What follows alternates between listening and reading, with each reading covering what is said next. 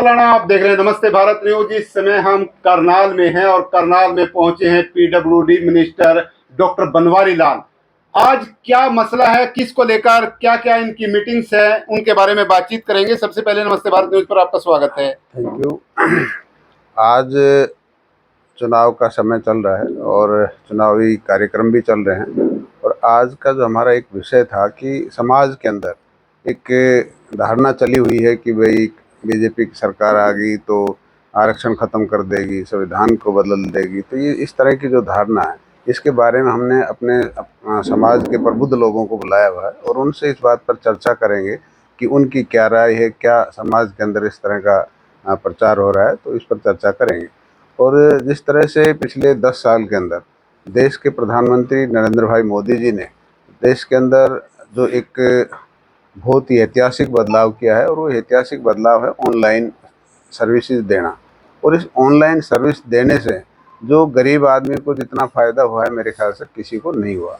क्योंकि हम देखते थे पहले, अगर हमें छोटा सा भी कोई सर्टिफिकेट लेना हो या कोई दूसरे लाभ लेने हो, चाहे पेंशन का हो चाहे स्टाइपेंड का हो, तो कैश में आता था। लोगों के दफ्तरों में चक्कर काटने पड़ते थे और ये कौन होते थे? ज़्यादातर गरीब आदमी।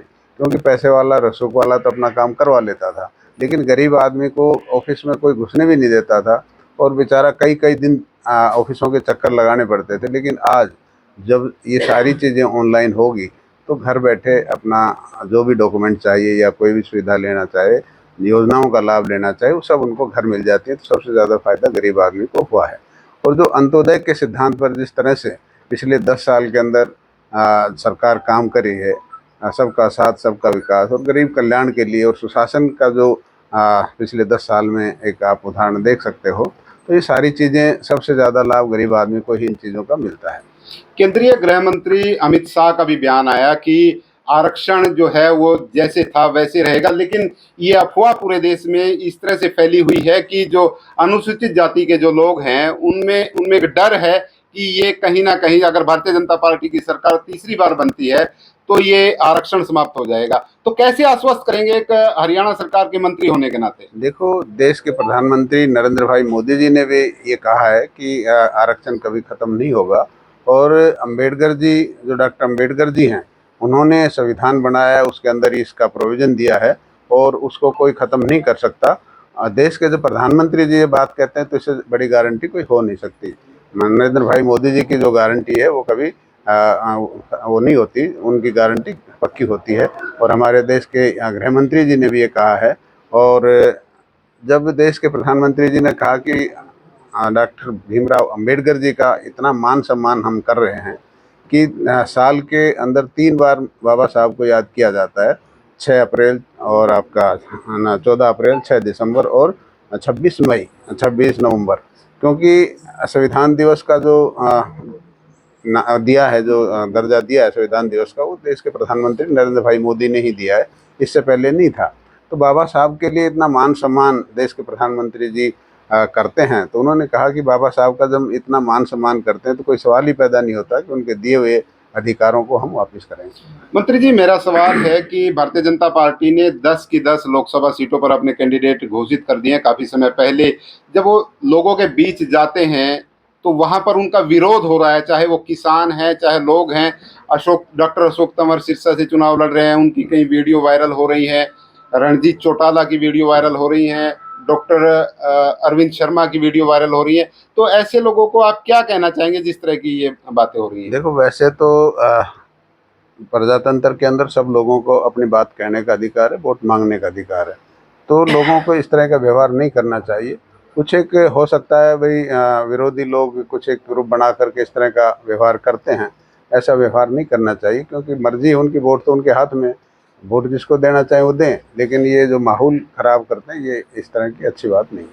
जी, चुनाव आयोग ने बड़ा एक्शन लिया है। आपने भी देखा होगा कि जिस तरह से रणदीप सुरजेवाला ने बयान दिया था, उस बयान को लेकर बड़ा एक्शन हुआ है। अब वो प्रचार नहीं कर पाएंगे, इस तरह की बातें जो हैं अब वो आ रही हैं। तो इस पे आपका क्या जवाब रहेगा? देखो, बिल्कुल सही है। किसी को भी किसी के जो उनका निजी जीवन है उस पर कोई मतलब बयान करने का कोई अधिकार नहीं है।